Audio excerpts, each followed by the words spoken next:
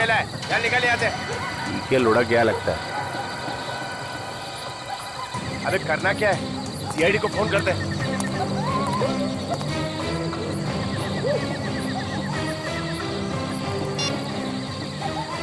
Hello hello CID.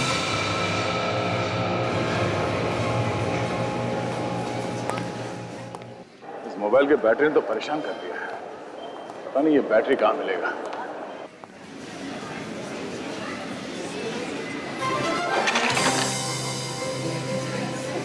I am so sorry. मैं कर लूँगी। नहीं, इट्स ओके।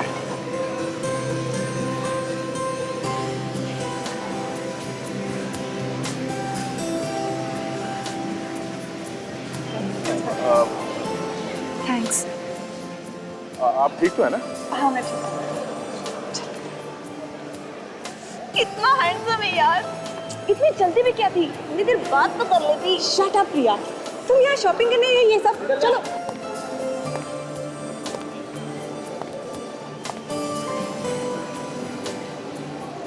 माय गॉड, मैं क्यों आया था यहाँ पे? ओ हाँ, फोन की बैटरी। शायद ये बैटरी ऊपर मिल जाए। हे, ऊपर चलते ना। हाँ चलो। अरे कितना भी शॉपिंग कर लो कम ही होता है ना। एक काम करते हैं, हम उस दुकान में जाते हैं। मुझे बहुत सारी टॉप्स खरीदने हैं। ए वहाँ पे भी जाके देखते हैं ना।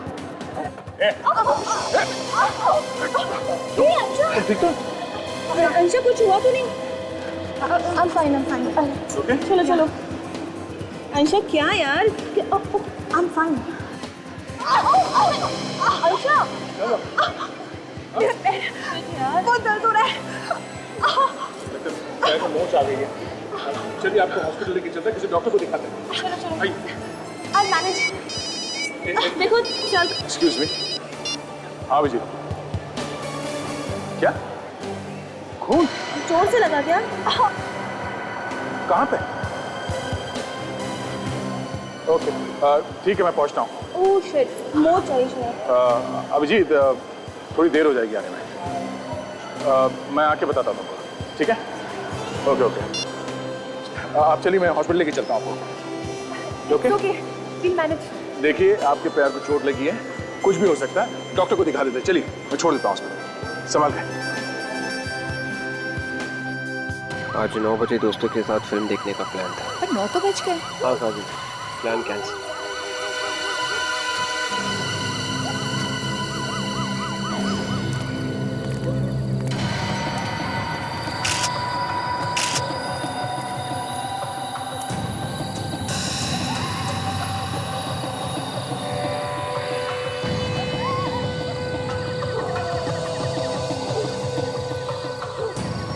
कितने बजे देखा था तुम लोगों ने? अभी साहब, जैसे ही देखा आप लोगों को फोन कर दिया। कितने बजे की ड्यूटी है तुम लोग? साहब रात की ड्यूटी लगी थी, अभी भी पहुंचा था रात को 8:30 बजे साहब।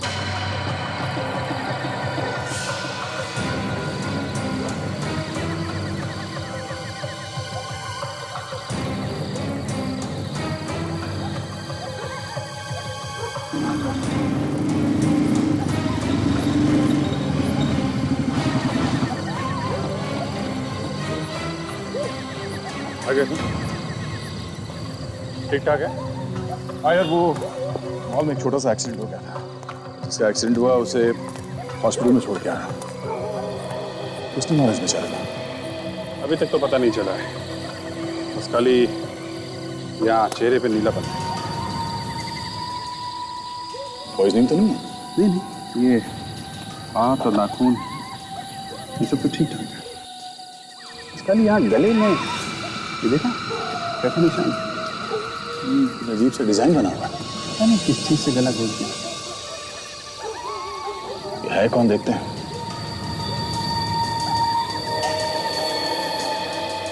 एक बात बताओ, तुम लोगों ने इस आदमी को यहाँ सोसाइटी के आसपास पहले कभी देखा? नहीं साहब।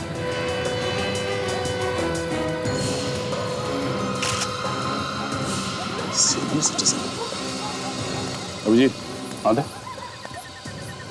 सीनियर सिटीजन कार्ड है, नाम है अंशुनाथ, उम्र 63 साल, गवर्नमेंट ऑफिसर, 2007 में रिटायर्ड।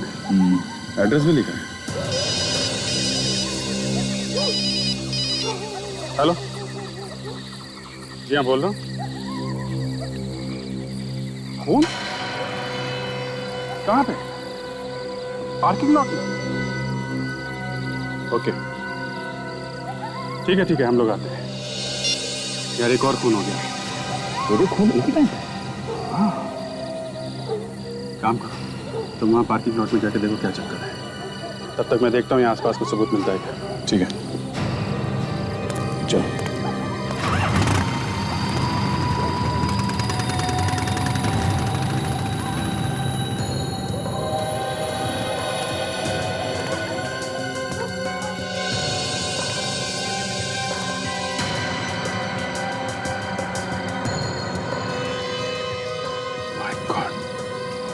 ये क्या चक्कर है?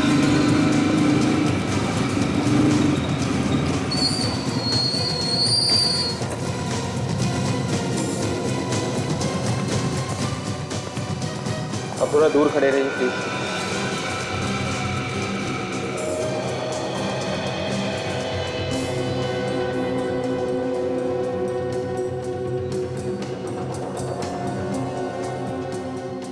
तुमने कब देखा इस लाश को? मैं नाइट की ड्यूटी करता हूँ।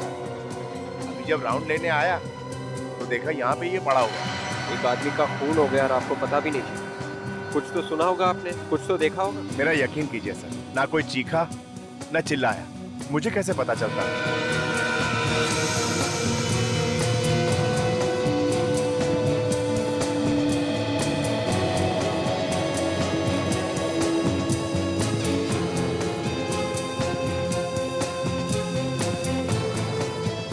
टायर के निशान काफी गहरे हैं। ऐसे लगता है कोई यहाँ गाड़ी में छुप के बैठ के इस आदमी का इंतजार कर रहा था यहाँ आने का। इस पार्किंग लॉट में कोई सीसीटीवी कैमरा भी नहीं है। हाँ विवेक। यहाँ सिर पे, हाँ वैसे जरूर खूनी ने इसे पीछे से मारा होगा। मगर इसके पैर से काफी खून निकला है। जरा बॉडी पर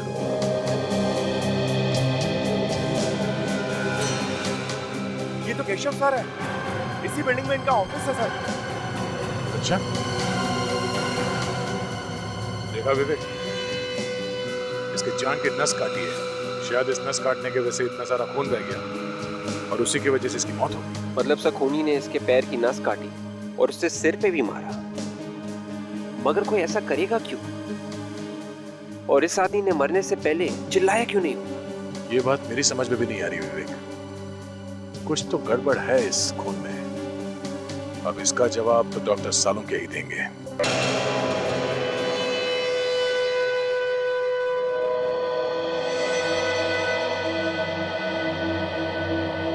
सालुंखे तू टेंशन में क्यों है? ये दो खून हुए इसलिए? अरे मुझे क्या टेंशन है भाई, मैं अपनी लैब में खड़ा हूँ। टेंशन होगी आप लोगों को। दो खून हुए, गाली आप लोगों को ज्यादा पड़ेंगी। ओए सालुंखे, आज तक कभी ऐसे हुआ है कि हमने कोई केस सॉल्व नहीं की? हाँ 2-4 बार तो हुआ। ओए दिमाग खराब मत कर। कब हुआ है? कब हुआ है?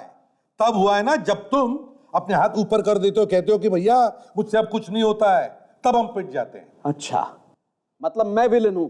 पहले से ही हो। पहले से ही। बहुत बढ़िया। मतलब अगर अपराधी न पकड़ा जाए तो न पकड़े जाने की माला मेरे गले में, और अगर अपराधी पकड़ा गया तो उसकी तालियां आप लोगों के हिस्से में। बिल्कुल। तो जाइए तालियां बजवाइए, जाइए। अरे सालुंखे मेरी बात सुन। मैं ये कह रहा था कि जब तुम हाथ ऊपर करके कहते हो ना कि मुझसे कुछ नहीं होगा, तब हम पिट जाते। ओह अच्छा, थैंक यू वेरी मच। आप लोगों ने कम से कम ये तो कबूल किया कि हम लोगों की वजह से आप लोगों की दुकान चल रही है। anyway, हम इन लाशों के बारे में बात करते हैं। हाँ चलो। तो ये दोनों लाशें दो अलग कहानियां सुना रही हैं बॉस। अच्छा क्या क्या बोल रही है लाशें?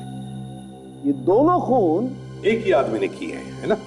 एक ही आदमी ने नहीं किए। सर ये तो हमें पहले से मालूम है कि इस आदमी का गला घोट के मारा गया है। किसी ऐसी चीज से मारा गया जिसके ऊपर डिजाइन बना हुआ था, वो डिजाइन इसके गले पे आ गया। बिल्कुल दया, खूनी ने अपनी तरफ से बहुत ज्यादा होशियारी दिखाने की कोशिश की। उसे लगा कि कहीं उसकी उंगलियों के निशान इस आदमी की गर्दन पे ना आ जाएं, इसलिए उसने अपने हाथों का इस्तेमाल नहीं किया, किसी और चीज पर। ये भी तो हो सकता है कि उसमें उतनी ताकत नहीं थी गला घोटने की, जिसकी वजह से उसने किसी और चीज से गला घोट दिया। हो सकता है, ये भी हो सकता है, लेकिन एक बात बिल्कुल पक्की है बॉस के खूनी अनाड़ी हड़बड़ाया हुआ है। शायद उसने पहली बार खून किया, लेकिन फिर भी खूनी हमारे लिए कुछ छोड़ गया। ये इसकी गर्दन पर पड़े हुए निशान, इन निशानों से हम उस चीज तक पहुंच सकते हैं जिससे इसका गला दबा है। और एक बात और, ये खून शाम को 6 बजे से 8 बजे के बीच में किया गया और ये खून शाम को 8 बजे से रात के 10 बजे के बीच में किया गया। ये भी तो हो सकता है सारुंखे कि उस खूनी ने इस आदमी का 6 और 8 बजे के बीच में खून कर दिया और फिर दूसरी जगह जाकर इस आदमी का 8 और 10 बजे के बीच में खून कर दिया। नहीं बॉस, मुझे ऐसा बिल्कुल नहीं लगता। मुझे लगता है 2 अलग अलग खूनी। ये वाला खून जिसने किया है वो खूनी एकदम अनाड़ी है और ये खून जिस खूनी ने किया है वो एकदम प्रोफेशनल है, पहुंचा हुआ। इस आदमी के सिर पर जो वार है, हाँ, इसीलिए मैं कह रहा हूं कि वो एकदम प्रोफेशनल है। पहले उसने इस आदमी के सर पे वार किया ताकि ये बेहोश हो जाए और फिर बेहोशी की हालत में उसने इसकी जांघ की नस काट डाली जिससे मर जाए। अगर नस काटनी थी तो गर्दन की नस काट देता था। दया, जैसे कि आप लोग जानते हैं, गले की नस कटने से इंसान को मरने में 1-2 मिनट लग जाते हैं, जबकि ये पैर की नस जो हमारे दिल से जुड़ी हुई है, इसको कटने से इंसान बस 30 सेकंड में मर सकता है। 2 खूनी, एक अनाड़ी और एक पहुंचा हुआ। कहीं ये दोनों खूनी एक दूसरे को जानते तो नहीं?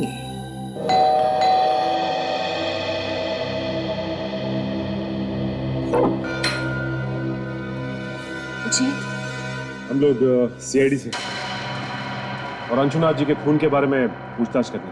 जी, मैं उनकी बेटी हूँ। आइए, अंदर आइए। Thank you. घर में और कौन कौन रहता है? ये मेरे पति रजत है। हम लोग मम्मी पापा के साथ ही रहते हैं। आपकी मम्मी कहाँ है? वो मंदिर गई है पापा के लिए हवन करने, बस अभी आती होगी। ये आपकी मम्मी हवन करवाने अकेली गई है? जी, एक्चुअली पापा इन्हें ज्यादा पसंद नहीं करते थे। मैंने उनके मर्जी के खिलाफ जाकर रजत जी से शादी की थी, इसीलिए मम्मी ने उनके आत्मा की शांति के लिए रजत को हर पूजा और हवन से दूर रहने के लिए कहा। तो इसीलिए अकेली गई है हवन करवाने के लिए? जी सर, मरने के बाद कोई किसी से नाराज कैसे रह सकता है?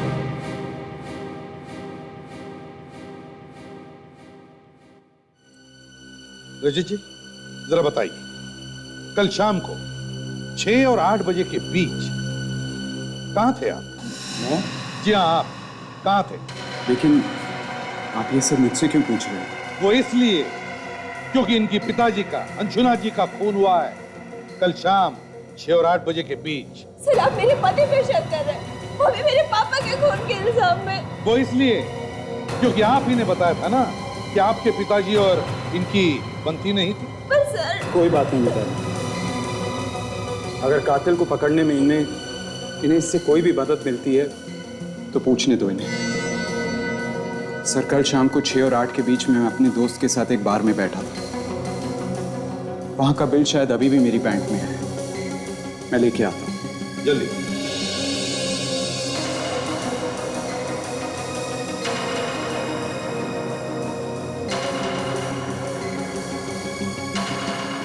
ये लीजिए सर।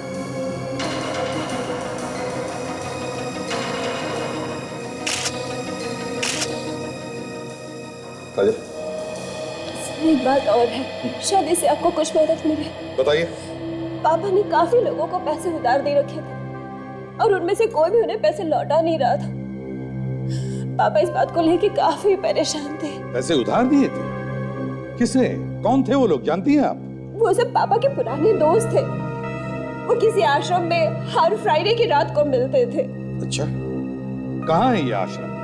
ये वर्ली की किसी जगह पर है सर।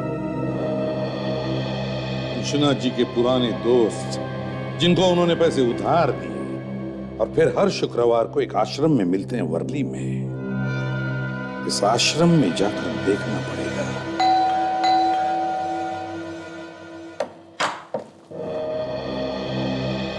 केशव का घर यही है? जी हाँ। हम लोग सीआईडी से। सीआईडी? आइए आइए अंदर।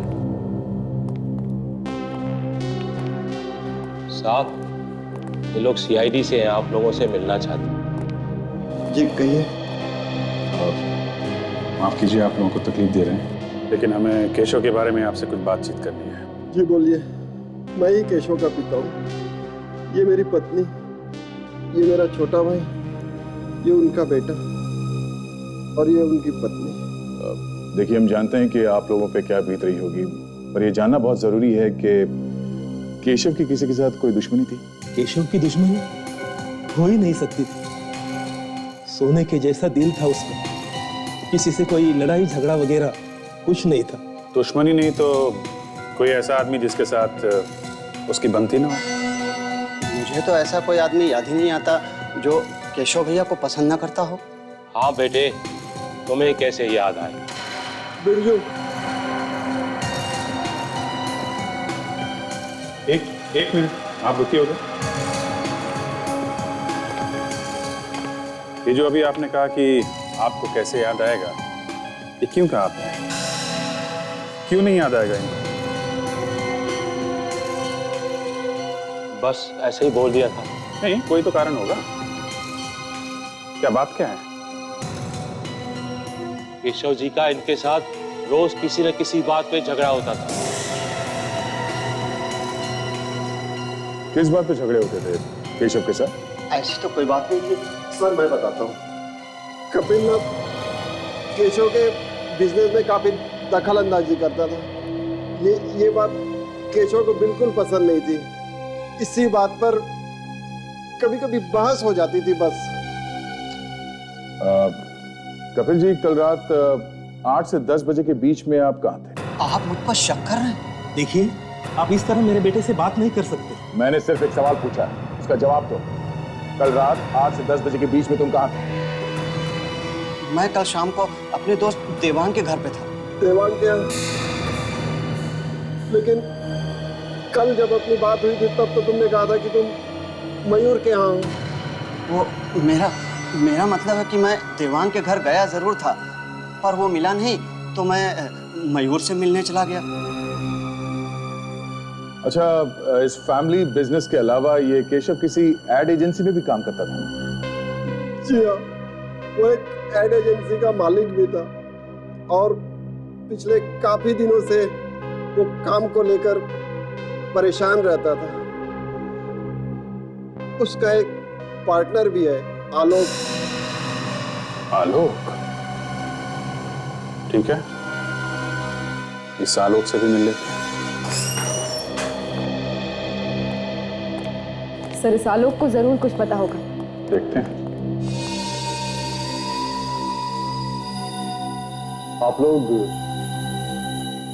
आप मिस्टर आलोक हैं? यस। आप लोग? हम लोग सीआईडी से हैं।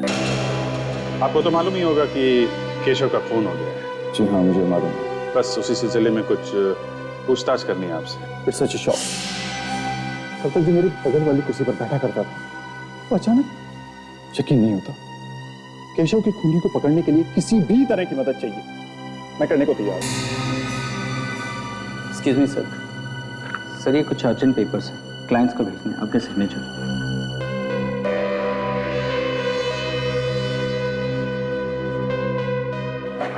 Thank you. आलोक जी, आप कल शाम 6 और 8 बजे के बीच में एग्जैक्टली कहाँ पे थे? मैं कल सीधा ऑफिस से जिम चला गया था। तकरीबन रात के 10 बजे तक मैं वहीं था। अगर ये सब आप मुझसे क्यों पूछ रहे हैं? खून का मामला है, जब तक कोई ठोस सबूत नहीं मिल जाता हम सब पे शक करते हैं। पता है, मैं केशव के पिता से मिले थे। उन्होंने बताया कि पिछले कुछ दिनों से वो ऑफिस के काम को लेकर काफी परेशान है। ऐसी क्या बात है? सर, टेंशन किस बिजनेस में नहीं है।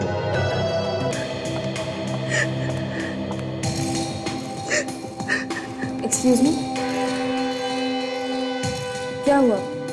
आप इस तरह बाहर से अंदर क्यों आ गए?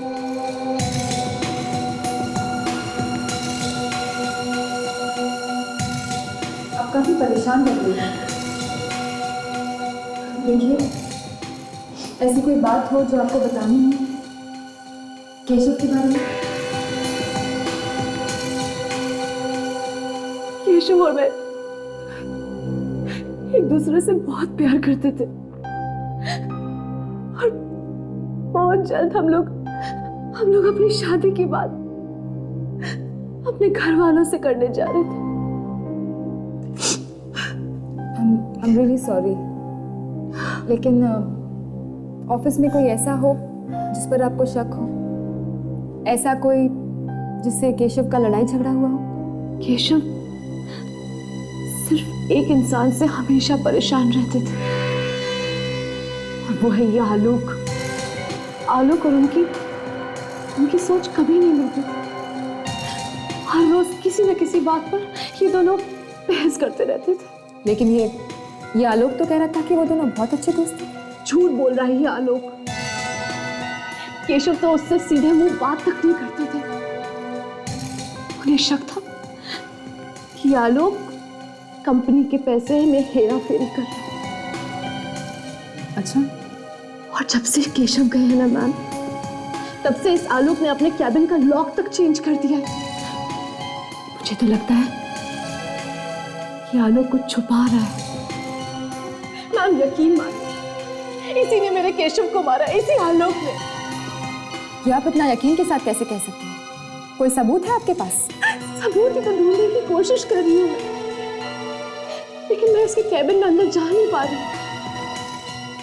या तो ये खुद अंदर होता है या फिर कैबिन को लॉक करके चला जाता है। उसके पीने के अलावा इसके कैबिन में अंदर घुसने की परमिशन और किसी को नहीं। ठीक है, आप बिल्कुल चिंता मत कीजिए। अब जो करना है हम लोग करेंगे।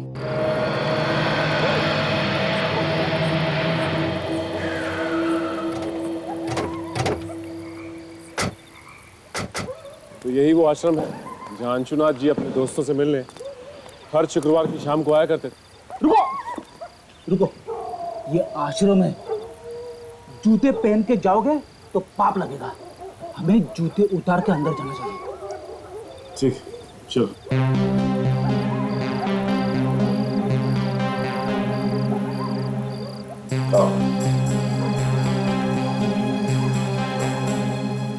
चलो और एक चाल चल। ये सब क्या हो रहा है यहाँ पे? बहुत चालें चल रही। आश्रम के नाम पर अय्याशी हो रही है यहाँ पर। आप? हम लोग सीआईडी से हैं। अंशुनाथ के खून के बारे में पूछताछ करने आए हैं। सीआईडी? हाँ, सीआईडी। क्लब जैसे माहौल को आश्रम कहते हैं आप लोग? सर जी, हमारे जैसे उम्र के लोग जाएं तो और कहाँ जाएं? हम सब रिटायर्ड लोग हैं। अब अगर घर पर बोलेंगे ताश खेलने जा रहे हैं तो बहू बेटे क्या समझेंगे? हाँ, देखिए, इसीलिए आश्रम का बहाना देकर हम हफ्ते में एक बार यहाँ आते हैं, हंसते हैं, खाते हैं, जीते हैं और कभी कभी पी लेते हैं। वो सब तो ठीक है, लेकिन आपके बीच से आपके एक दोस्त अंशुनाथ जी गुजरे। आप लोगों ने हफ्ते भर के लिए भी ये हंसना खेलना बंद नहीं किया? भाई, उम्र ही ऐसी है। हमने तो सब कुछ देख लिया, अब तो बस जाने के इंतजार में जी रहे हैं। बात तो ठीक कही आपने, पर कम से कम अंशुनाथ जी के खूनी को पकड़ने में आप हमारी मदद तो करेंगे ना? जरूर करेंगे, लेकिन ये अंशुनाथ के मर्डर करने वाले को क्या फायदा हुआ होगा, समझ में नहीं आता। उसके घर वालों के बारे में हम ज्यादा कुछ तो नहीं जानते, पर एक बार उसका दामाद रजत उसका पीछा करते करते यहाँ आया हुआ था। उन दोनों में काफी बहस भी हुई थी। हमें तो पता चला है कि अंशुनाथ जी से आप लोगों ने कुछ उधार पैसे लिए थे जो अभी तक लौटाए नहीं है। अरे किस उधार की बात कर रही हैं आप? हाँ? अरे हमने तो अपने सारे बच्चों की शादियां करवा दी हैं और हम सब खुशी खुशी रिटायर हो चुके हैं। हमें कोई भी पैसों की जरूरत नहीं है। अंशुनाथ को बड़ा दांव खेलने की बहुत आदत थी। जब भी उसे हम रोकते थे तो कहता था सारी जिंदगी पैसा कमाने में निकल गई, अब खर्च करने का मजा ले रहा हूं। सही कह रहा है। अब बड़े दांव में जीत तो बड़ी होती है, लेकिन हार भी बड़ी होती है। वो बहुत बार गेम में पैसे हार चुका था। शायद इसी बात को छुपाने के लिए उसने घर वालों से झूठ बोला होगा। तो ये बात है। ठीक है, अगर हमें आप लोगों की दोबारा जरूरत पड़ी तो हम आपको याद करेंगे। जी।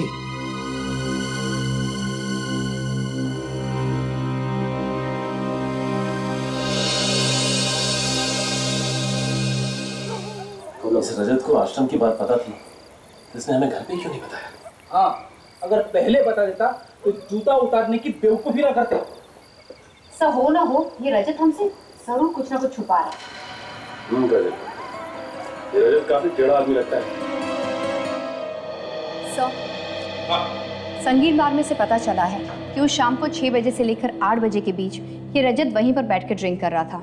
वहां पर एक बारटेंडर है सर, जिसका नाम है समीर। उसने कहा कि वही उसे ड्रिंक सर्व कर रहा था। ओह, 6 और 8 बजे के बीच रजत बार में ही था। अच्छा सर, हम लोग आलोक के जिम से आ रहे हैं। वहां पता चला कि जिस रात खून हुआ था आलोक 8 से 10 बजे के बीच जिम में ही था, उसके इंस्ट्रक्टर ने बताया है। काजल ने अभी बताया कि रजत उस रात 6 और 8 बजे के बीच संगीन बार में था, और अब तुम कह रहे हो कि आलोक उस रात 8 और 10 बजे के बीच जिम में था। बड़े अच्छे तरीके से बचाव किया इन दोनों ने अपने आप का। हाँ सर, एक बोल रहा है कि वो जिम में था 8 से 10 बजे के बीच में, और दूसरा बोल रहा है कि वो बार में बैठा था 6 से 8 के बीच में, और दोनों खून उसी समय। सर एक और बात है। क्या? जब हम लोग आलोक के ऑफिस गए थे तो वहां हमें केशव की गर्लफ्रेंड मिली थी, अनन्या, और अनन्या ने ताशा को बताया कि आलोक ने अपने ऑफिस में कुछ छुपाने की कोशिश की। केशव की गर्लफ्रेंड अनन्या ने बताया कि आलोक अपने ऑफिस के कैबिन में कुछ छुपाने की कोशिश कर रहा है। क्यों? और उसने ये भी बताया सर कि केशव की मौत के बाद आलोक ने कैबिन के ताले बदल दिए। उसके बाद कोई भी आ जा नहीं सकता सिवाय एक आदमी। कौन? कौन है वो? सर आलोक का पीए, सिर्फ वही कैबिन में आ जा सकता है। तो जब तुम लोग उसके ऑफिस में गए तब उसके कैबिन में गए थे? नहीं सर, एक्चुअली आलोक हमें केबिन के बाहर ही मिला। गड़बड़ है, अभी कुछ तो गड़बड़ है। ऐसी कौन सी चीज है जो ये आलोक सबकी नजरों से छुपाना चाहता है? इसके कैबिन की तलाशी लेनी चाहिए। अगर सीधे उंगली से घी नहीं निकला तो टेढ़ी उंगली से निकालो। पंचायत चल रहा है, ज्यादा लोग दिख नहीं रहे हैं, सावधानी से काम कर लेना, इसी बीच में करना है, समझे? रेडी हो ना? सर, सामने जो आदमी आ रहा है वो आलोक का पीए है सर। उसके पास आलोक के कैबिन की चाबी होगी जिससे दरवाजा खुलेगा। चाबी दिख रही है, उसके कमर पे लटकी हुई है। तो पीछे जाओ।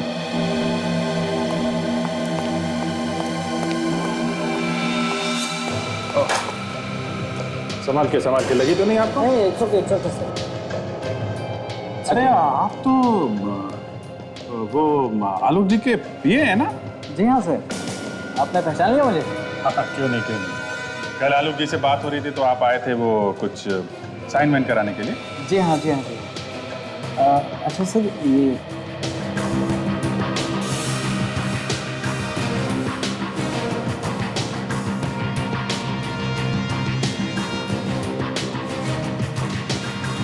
उन्होंने थोड़ी ना सोचा होगा कि पार्किंग लॉट में कोई बैठा हुआ है, उनका खून करने के लिए उनका इंतजार कर रहा है।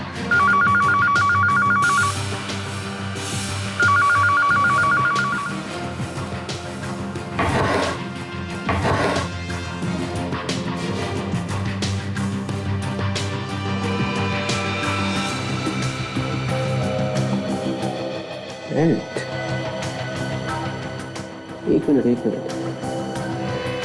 ये बेल्ट का पैटर्न बिल्कुल वैसा ही है जैसा हमें अंशुना के गले पे मिला। 9 बजे आ जाते थे? जी हाँ। और किस प्रोजेक्ट पे काम चल रहा था? अभी तो फिलहाल दिवाली के लिए कुछ खास एड डिजाइन कर रहे थे, वो खत्म होते ही क्रिसमस और न्यू ईयर के लिए कुछ प्लानिंग चल रही है। वैसे केशव सर ने एक अभी फ्रेश एड बनाया था। नहीं, मत बताना। टीवी में देखूंगा ना फ्रेश तो अच्छा लगेगा। वैसे भी मेरा काम हो गया है। आपका काम मतलब? नहीं, हो गया, जो पूछना था वो हो गया। अच्छा। आप जरूरत पड़ेगी तो आपसे दोबारा मिल लूंगा। Most welcome sir, no problem. ये कार्ड आप पे गिरा है क्या? हाँ, उठा लीजिए।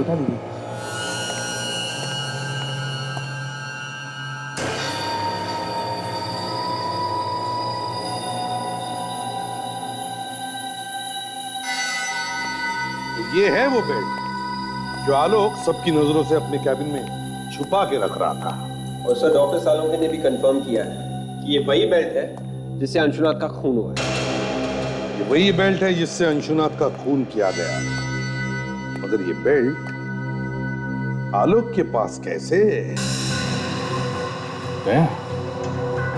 अगर ये यहाँ पे था तो वो वहां पे था। हाँ, जो दिख रहा है वो है नहीं। इसने दिखाया कि वो वहां पे था और उसने दिखाया कि वो यहाँ पे था। सर ये यहाँ पे था और वो वहां पे था, ये सब सचिन, ये जो केस है इसे यहाँ वहां किया गया है। अभिजीत, क्या जानबूझ के किया गया या फिर अपने आप हुआ है? सर, खूनी ने किया है तो जानबूझ के ही किया है। जो दिख रहा है वो है नहीं, जो नहीं दिख रहा है वो है। हाँ, तो तुम समझ गए मैं क्या कहना चाहता हूं। बस अब वक्त बर्बाद मत करो और फटाफट जाके पकड़ लो उसे जिसने भी ये किया है। क्या तुम भी साथ में जाओ? अब सर, वो मैं उससे पहले थोड़ी देर के लिए हॉस्पिटल जाना चाहता हूँ। किससे मिलना है सर? जरूरी काम है। हॉस्पिटल? ये केस के बीच में हॉस्पिटल कहां से आया? कुछ नहीं सर, कोई है जिसे दया ने अपनी जान पे खेल के बचाया। जान पे खेल के? कोई जान मान पे खेल के नहीं बचाया सर। वो लड़की सीढ़ियों से गिर रही थी तो मैंने उसे पकड़ लिया था। पकड़ लिया मतलब बचा लिया। बचाया तो है ना? हाँ। कोई लड़की गिरी थी क्या? नहीं तो फिर तय जाओ, तुम जल्दी से हॉस्पिटल जाओ, मगर जल्दी आना। अच्छा, मैं भी चलूं? चलिए।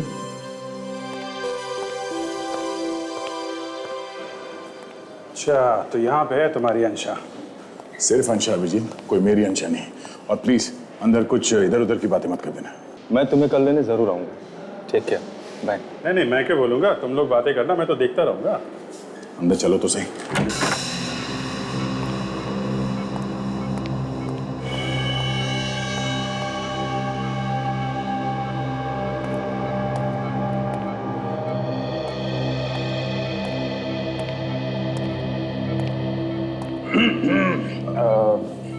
मैं अभिजीत हूँ। Sorry Abhijeet, my friend. कैसे हैं आप? दर्द अभी कम है, पर पैर मुड़ने की वजह से मुझे मोह चाहिए। But I will be fine. कल तक मुझे हॉस्पिटल से डिस्चार्ज भी मिल जाएगा। अच्छा, वेरी गुड। वो डॉक्टर ने एक्सरे वगैरह देख लिया ना? He is fine with it. I will be fine. Okay. अच्छा, ये जो अभी आपसे मिलके गए वो कौन थे? वो मेरी फ्रेंड है प्रिया। नहीं, उसके पहले जो गए थे वो मेरी कजन है, बंटी भैया। अच्छा, बंटी भैया।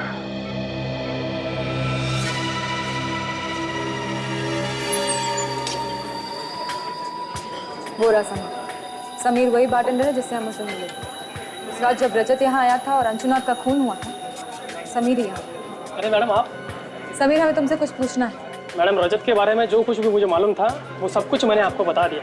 नहीं, रजत नहीं, ये फोटो देखिए। आपने इस आदमी को पहले कभी देखा है? ये तो हमारे रेगुलर कस्टमर है और कुछ ही दिनों से यहाँ पर आने लगे।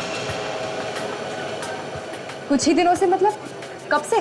करीब 1 महीने पहले हमारे इसी बार के आगे उनकी कार खराब हो गई थी। सब मैकेनिक आने तक यहीं पर आके बैठे थे, तब से हर रोज आना जाना है उनका। ओके, अच्छा याद करके बताइए, वो आदमी रजत को जानता था? कभी बात करते हुए देखा आपने दोनों को? सर बात करते हुए क्या, दोनों अच्छे दोस्त लगते थे और 3-3, 4-4 घंटों तक यहीं पर बातें करते रहते थे। Sameer, thank you very much. ACP sir को फोन करके बताइए।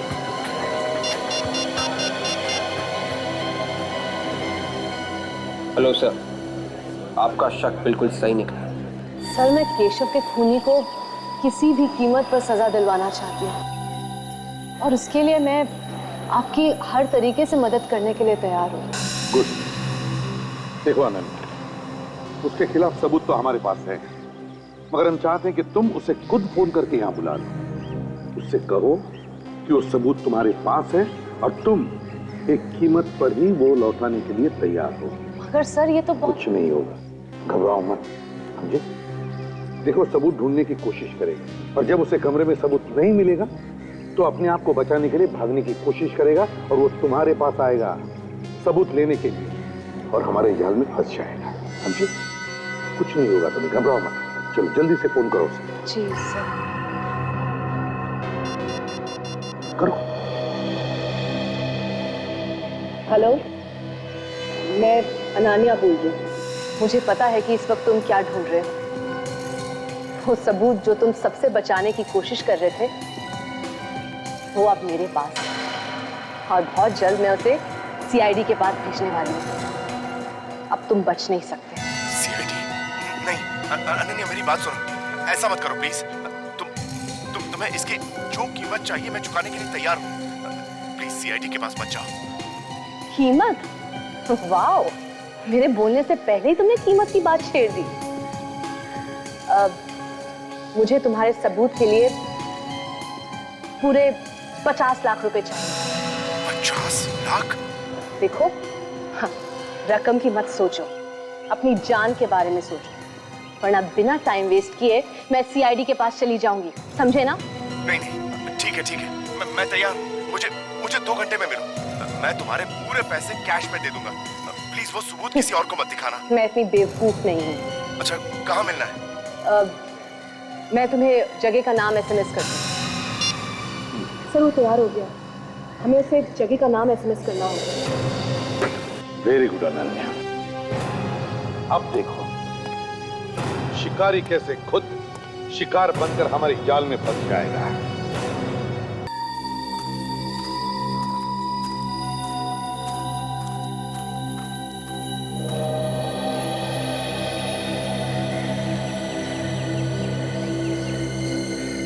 मेरे पैसे लाए हो? तेरे समझ लो।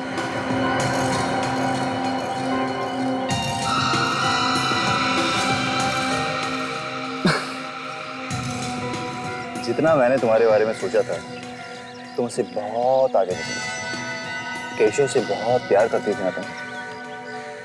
उसी के खून का सबूत बेचने आ गई। वाह रे दुनिया। देखो, मैं यहाँ पर तुम्हारी बकवास सुनने नहीं। कल तक मेरे साथ केशव था, मेरे पास सब कुछ था, लेकिन आज जब वो नहीं है तो मुझे भी तो अपने कल के बारे में सोचना पड़ेगा ही ना। 50 लाख देने वाली हो ना तुम मुझे? हाँ, मगर उसमें थोड़ी सी प्रॉब्लम है। मजबूरी? ये कौन सा नया ड्रामा है?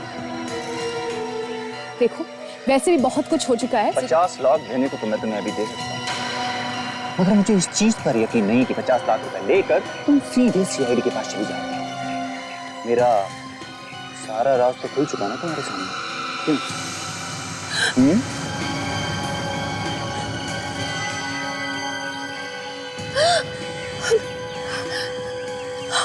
हमें बर्बाद करने निकली थी? हाँ? धमकी देती है हमें? Very wrong. तुम लोगों ने केशव को तो खत्म कर ही दिया, अब मुझे मारना चाहते हो? ठीक है, मारो मुझे, मारो गोली। शूटर, गन फेंक दो। तुम दोनों का खेल खत्म हो चुका है, सरेंडर कर दो। अब नीचे, नीचे।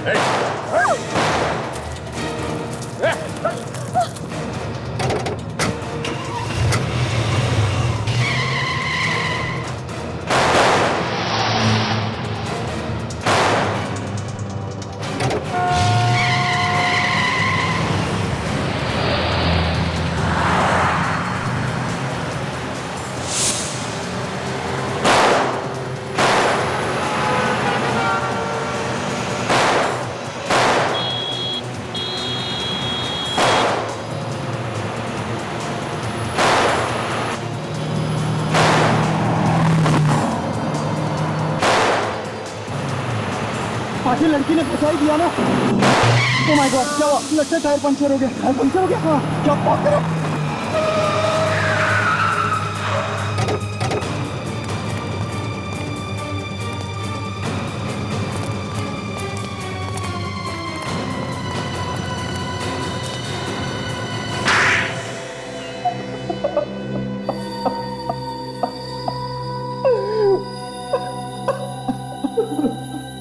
केशव और अंशुनाथ, जिन दो लोगों का खून तुम लोगों ने किया, उनकी लाशें डॉक्टर साळुंखे को कुछ कहानी सुना रही थी। वो कहानी अब हम तुम्हारे मुंह से सुनना चाहते हैं। पर हमने तो कुछ किया ही नहीं है, बिना वजह हमें फंसाया जा रहा है। दो खून करके चुपचाप बैठा है कुंडली मार के, सोचता किसी को कुछ पता नहीं चलेगा है? तुम्हारे पास सिर्फ एक ही लाइफलाइन बची है। कौन सी? सच बोलने की लाइफलाइन। सच बोलने की लाइफलाइन? हाँ, सच बोल, सच। सच के अलावा कुछ नहीं सुनेंगे हम लोग। मगर मेरी तो कोई गलती नहीं है। चुप, कुछ बोलना मत रजत, मैं और नहीं झेल सकता। मुझसे अब कुछ नहीं होगा। मुंह खोलोगे तो मारे जाओगे। ये क्या बोलेगा? इसके पास तो एक भी लाइफलाइन नहीं बची है।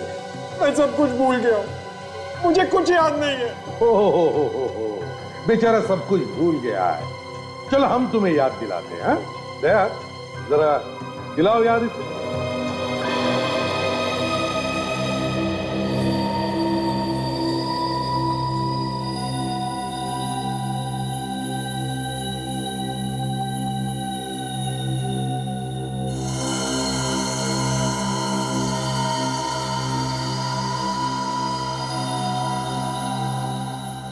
शहर में दो लोगों का खून होता है, दोनों एक दूसरे को नहीं जानते हैं। कोई नई बात नहीं है, ऐसा अक्सर होता है। दोनों का आपस में कोई संबंध नहीं। एक बूढ़ा आदमी रिटायर्ड, दूसरा एक एड एजेंसी का मालिक। दोनों खून दो अलग अलग जगह पे अलग अलग टाइम पे होते हैं।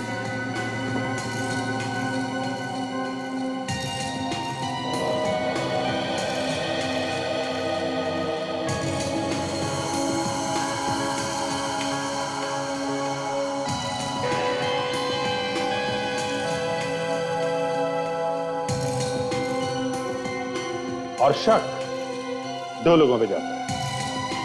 रजत, जिसे बिल्कुल पसंद नहीं है कि अंशुनाथ पैसा उड़ाता है। आलोक कंपनी में से पैसों की चोरी करता है और इसलिए केशव उस पे केस करने वाला था। मतलब ये दोनों खून पैसों के लिए हुए। और सबसे मजे की बात यह है सर, जब अंशुनाथ का खून हुआ तब रजत अपने दोस्त के साथ बार में बैठ के दारू पी रहा था। रजत ने अपने आप को बहुत अच्छी तरह से बचा लिया सर। और ये आलोक भी जिम में अपनी बॉडी बना रहा था जब केशव का खून हुआ, इसलिए दोनों ही बच गए। अब पकड़े तो पकड़े किसे, मगर तभी ये बेल्ट मिल गई। ये बेल्ट आलोक हमें तुम्हारे केबिन से मिली, जिसमें वही डिजाइन बनी हुई है जो बदकिस्मती से अंशुनाथ के गले में थी। सच बात तो यह है कि तुम दोनों ने आपस में अपनी पीठ थपथपाई है। लेकिन एक बात समझ में नहीं आ रही है, तुम दोनों मिले कैसे? संगीन बार में। संगीन बार में?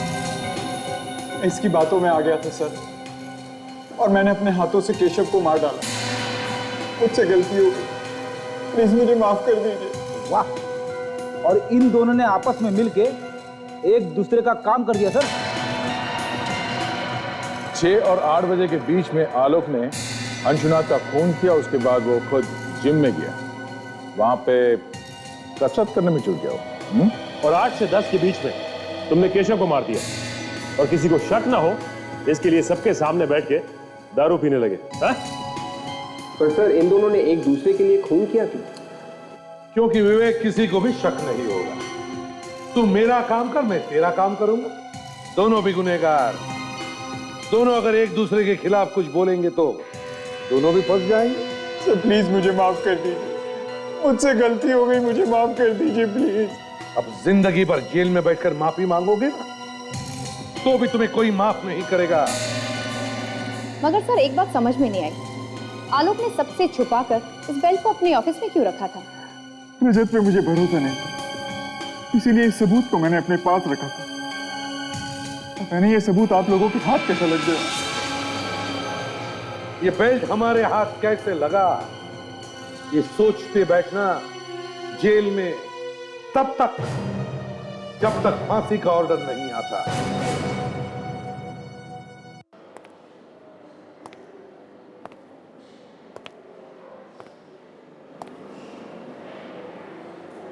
क्या हो गया? जी मेरी समझ में नहीं आ रहा है कि मैं क्या करूं और कैसे करूं। क्या समझ में नहीं आ रहा है? किसकी बात कर रहे हो? उसी की बात कर रहा हूं यार, और किसकी बात करूंगा? ये हंशा में ऐसा कुछ है, पता नहीं, बार बार उसी का ख्याल आता है दिमाग में। ऐसा लगता है कि मुझे उसके बारे में और भी जानना चाहिए। 2-3 बार मिलने में ही ऐसा लगने लगा है? हाँ यार, मेरी समझ में भी नहीं आ रहा कि इतनी जल्दी ऐसे कैसे हो गया। जब देखो दिमाग में उसी का ख्याल रहता है। कोई एक अजीब सा कनेक्शन है उसके साथ में। मुझे लगता है कि सिर्फ तुम्हें लगता है या उसे भी ऐसा महसूस हो रहा है? पता नहीं यार। अब जी तुम्हें तो मालूम ही है कि मेरे साथ क्या क्या हो चुका है। अब तो डर सा लगने लगा है कि कोई गलती ना हो जाए मुझसे। तुम्हें लगता है कि तुम फिर से चक्करों में ना फंस जाओ? हैं? पता नहीं। धीरे, एकदम से धीरे। दर्द हो रहा है ना? हाँ।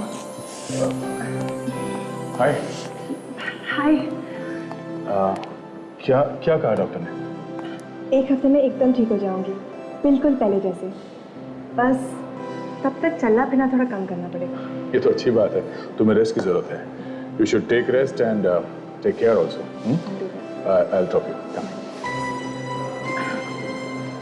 संभाल के प्लीज।